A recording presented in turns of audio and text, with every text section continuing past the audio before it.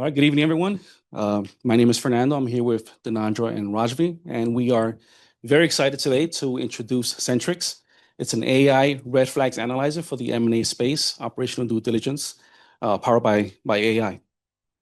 So for our agenda, we'll try to be very efficient to run through this so we can have ample time to demonstrate the prototype. But within this agenda, we'll talk about our challenge today in the M&A space, the personas who shaped the design, the customer and product journey, our approach, and the impact that this solution creates. But just a brief introduction to who we are. Dhanandra, who led our product vision and user experience, and Rajvi guided the multi-agent architecture and technical testing. And I focused on research and operational alignment. And together we aimed to build something practical, credible, and something that is grounded in how real diligence is done. Okay. So let me begin by highlighting what is actually happening in the deal challenge today. So usually M&A starts with like a very optimistic view, like strong market growth, and then the company that worth betting on. And then the M&A actually not fails because of like the market opportunity, but it's actually mostly failed because of like the operational risks that were uncovered too late. And the numbers also support it because more than 80% of unsuccessful deal comes from the integration, operational integration as a root cause. So during our research, we were asking so many times to the practitioners, what are actually the pain points that they face during the ODD? And they consistently said three problems, which is manual data collection, time-consuming analysis, and also reduced deal confidence when the risk uncovered too late. So here we present you our solution, which is Centrix, which is Sentinel Analytics. So it's an agentic, human-centered workflow that automates early ODD while keeping analysts in control. So we always have like the human in the loop throughout the process. So the analyst will start with the market scan and deal kickoff. So the analyst will have like the instant insights of what is actually happening in the M&A markets from the volume of deals and also from the news. And then they will have the data intake and processing where all the data and documents will be automatically processed and auto-classified into 7 ODD categories. And then after the data is structured, they will enter to the AI workspace where they could refine the hypothesis, argue the the documentation, and then it will automatically transfer into the red flag engine. And then there we will show the risk heat map with severity and also likelihood. And then there could be also the mitigation plan in that. And then after that, the analyst could like benchmark will like automatically extract the key financial metrics. So they will compare the target and also the peer companies. And then after that, to cover that gap, they will discover more in the opportunity discovery. So it will quantify how to actually close the gap. And then finally, there will be the dashboard and reporting where the analysts could extract the output in one click. So why should be this tool and why these functionalities? So the first one is the risk coverage because we will show like the overall coverage of the operational due diligence. The second one is the speed and efficiency because the time to insight is so much faster than what we're currently doing. And then the third one is transparent explainability. So every insights will be backed by underlying reasoning. And then the fourth one is evidence-backed insights. So every insight will also back with like this. It will cite to like specific documents, specific page, and specific sentences. And then the fifth one is traceability and governance. So there will be full audit trails and also to ensure the accountability. And the last one is the opportunity sizing, which quantify the opportunity from day one. So why now? Our Pesto analysis highlights why this moment is the right moment for an AI-driven diligence tool. Across the landscape, pressures are rising, stricter political and ESG requirements, leaner deal teams, and sentiment that now materially affects brand value. At the same time, Agentic AI has matured to the point where multi-step reasoning is reliable, and regulatory expectations demand evidence-linked assessments. Together, these forces mean one thing: deal teams must surface risks faster, with structure, and with proof, making early-stage automation not only possible, but necessary. Now, Centric mirrors the existing Deloitte workflow, but it's just a bit faster. When a target is named, the system produces an early POV within minutes. Analysts then validate and refine the findings rather than starting from zero. By the time leaders review the work, insights are organized, traceable, and tied to evidence. It accelerates the process while preserving human judgment, the human in the loop factor, something that we stand behind. Now, we also processed a discipline phase. We also followed a discipline phase, which was tied into design thinking frameworks, defining the problem, mapping workflows, building the taxonomy, and developing the multi-agent prototype. Across 12 weeks, each iteration sharpened our understanding and improved our solution based on sponsor feedback. We also looked at stakeholder personas. These are the three personas that shaped every design decision, from practitioners needing speed and structure, clear signals in the early days of the deal, clients needing clarity, insights that explain what's really happening in our business, and leaders that need credibility, evidence that they can stand behind in investment discussions. We designed this tool to serve all three. And we also looked at strategic OKRs that reflect the impact we aim to deliver. From governance and trust, every insight has to be traceable, has to be defensible. Speed, we shorten early diligence from days to minutes. The business impact, clear risks and opportunities surface earlier, strengthening deal decisions. Adoption, the workflow that feels familiar, so teams can use it immediately, seamless integration. And economics, teams can cover more deals with the same capacity, reducing manual lift. Together, these OKRs ensure that the tool delivers real speed, real clarity, and real confidence. So let's dive deeper into how we created Centrix, which is the technical architecture. So starting with the front end, we created it using React UI, which is the front end part of the prototype. And then the back end consists of an AI routing system and a red flags engine, which is a multi-AI agent architecture. The model we have used is Gemini 2.5, but we would recommend OpenAI's GPT-5 thinking model because it excels in data analysis. The model also consists of domain-specific prompting. We would advise the model to be fine-tuned on specific categories of the red flags. And the AI agent is a multi-agent architecture where we have a classification agent that analyzes the data and creates embeddings and classifies it into different taxonomies. We have a risk scoring agent that identifies the taxonomies into specific risk categories, and then an explanation agent which keeps track of how every agent is performing. And on security and compliance, since this data sits on client architecture, the data client documents are not used to train the model. It is trained on Deloitte's previous client approved data. And for performance and scalability, we would recommend batch processing for large-scale documents and data rooms. Now, since this sits on client documents, ethical consideration is non-negotiable. And that's why we believe that our prototype is deeply rooted in model accuracy and hallucination mitigation. All steps are auditable, traceable, and at every step of the way, there's a human in the loop that makes the decision. The tool doesn't actually make the decision itself. There's also the model should be trained with fairness and no biases, and it would be integrated into Deloitte's data rooms, so it has to be compliant. Now, the next steps to build the prototype to production-ready product, we would recommend building the architecture first and then creating different taxonomies for the red flags, which the LLM would be trained on. And then building an AI and observability layer where every human is kept in the loop at every step of the way. And then we would recommend to integrate this into M&A deal strategy as the brain of the operation, where it makes decisions or analyzes data for you, and you, because you are the human, you make decisions based on that data. And then we can run structured 2 or 3 live deals and then continuously improve the product based on the feedback from those live deals. So next we'll move on to the prototype.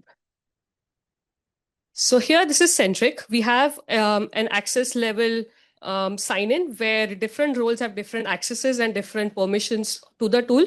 Right now, we will use a demo credential.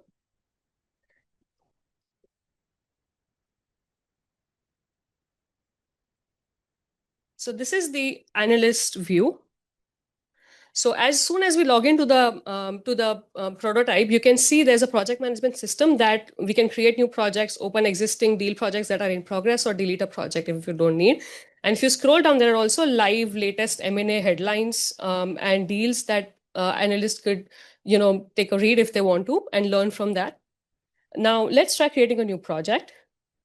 So for example, we'll create a project Unilever and PNG. So Unilever is one company and PNG is the other company. So they can select different kinds of industries based on what companies we are using. So we'll assume that the Unilever is buying an asset from PNG. There are also different deal types. So we'll choose asset purchase, but there are also PE buyout, strategic acquisition, other options. So let's continue to data intake. Now here, as you can see, there are three ways to add data. There's either upload documents, there's also fetch public data using web scraper APIs, and there's also a connection to the data room for access to the data rooms. So and this is a golden nugget which we were told that you all enjoy. So we thought that it would be great that an AI agent would detect if a document is missing or if a category doesn't have enough data. So it would show it here. So now we'll try to upload the data.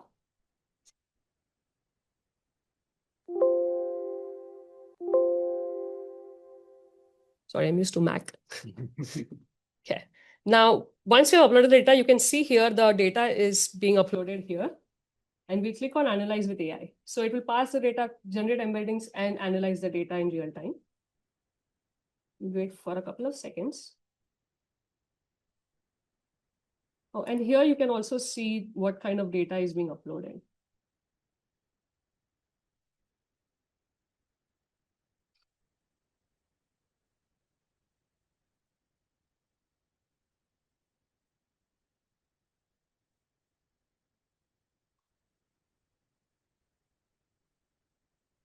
All right.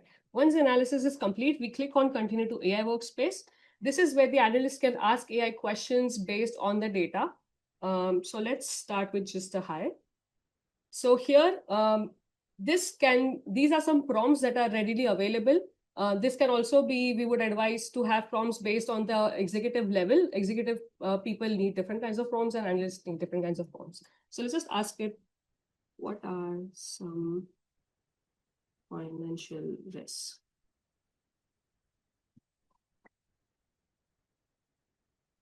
And by the time it does that, there's another golden nugget here where we can also test hypothesis. So we can train an LLM to actually be an expert in generating and testing hypotheses. And whatever we say the LLM, it would either refute it or accept it based on that.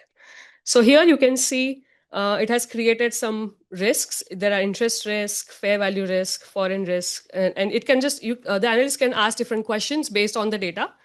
And there are also extracted insights where the analyst can click on add to findings, and they can edit all the data. They can edit the severity level, likelihood level of this happening, this risk existing, and they can save that to the findings. And this can be converted to a red flag.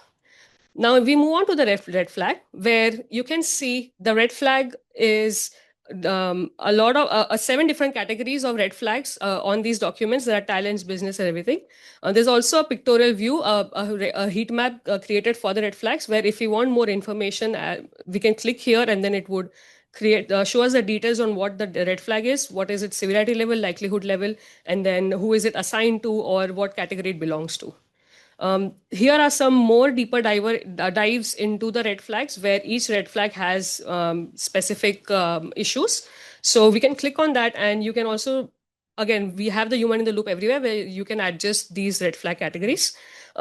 This is the evidence tab, where the AI can keep track of the evidences that it is generating. There's also an AI mitigation plan, where for these red flags, the AI would generate an initial mitigation plan. And then based on the mitigation plan, we can have the timeline for the plan. And there's an audit trail that keeps track of all the analysis that the AI is doing. Next, we move on to benchmarking. So here, based on the NAICS code, the LLM would detect peer companies. Here it has auto-detected 12 peer companies based on that. And these companies are all editable. And there's also an option to add manually. And when we scroll down, we can see that these companies are compared with each other based on specific metrics. If you can see some metrics here, like talent, personnel, and everything, and you can click on here and generate opportunities. So, Fortunately, we're past time, so we're just gonna move on to Q&A. Good job. All right. Any questions so far? How much of this is Figma? How much of this is real? So the red flag, still this, we have the prototype ready. But right now this works on Gemini, so it won't give really good results. We would recommend GPT-5 because Gemini was free. We used that to create this. Benchmarking, and the most interesting one was actually opportunities, is still only Figma, and we have different, like deeper layers in opportunity if you wanted to see.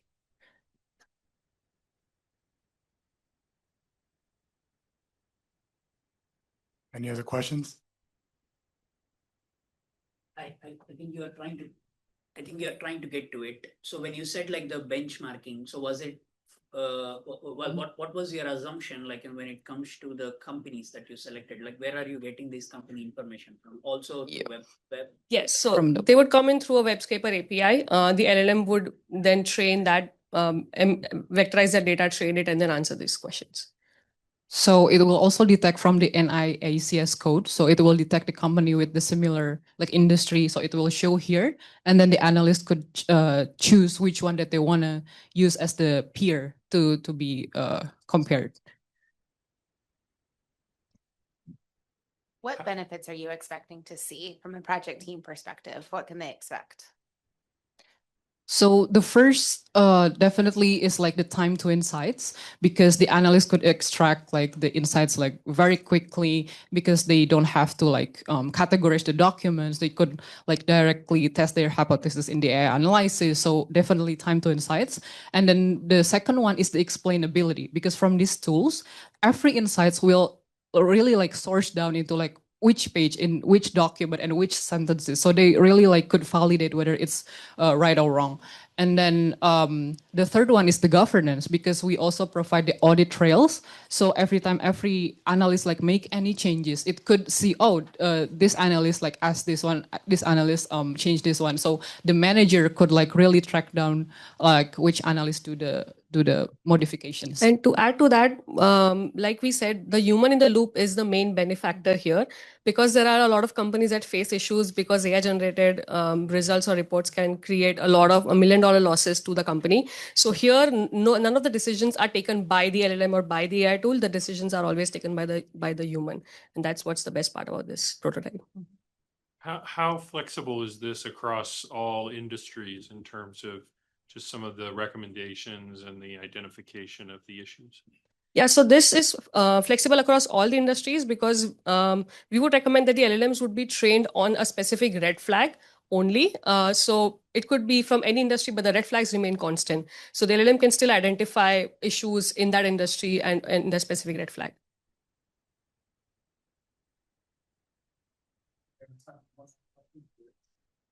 Or if not, we could like show the rest of the prototype maybe to utilize Can we? the opportunities. Can we? Can we? Yeah. Okay. So yeah, for the remaining time, we will just show the opportunity. So from the benchmarking tab, if we see, let's take an example, the personal cost percentage of revenue, and we're trying to make our target company the same as like the peer median. So we're trying to lower down the cost, right? And then when we go to the opportunity, it will review the diagnostic. So the first thing is that the AI will extract what is actually like the cost that is related to the personal cost. And here the examples are like salaries, bonuses, and stuff. And then the AI will extract the value. And if the value is wrong, the analyst could override the value, and they could validate whether it's like addressable or not, and like validate all of that. And then after that, after they confirm the cost, and then the AI will try to suggest what is actually the operational improvement from those costs. So here, for example, they suggest that this company have access managers, and we could also have like contractor mix optimization. So the analyst will also validate this. So human in the loop is always there, and then after that, it will approve the drivers and the opportunities. And then here, the analyst will the AI will try to quantify how much does it save with having like manager delayering. So if we click here, yeah, there will be like the AI chat and stuff. So yeah, all of it will be like quantifiable and traceable. Thank you.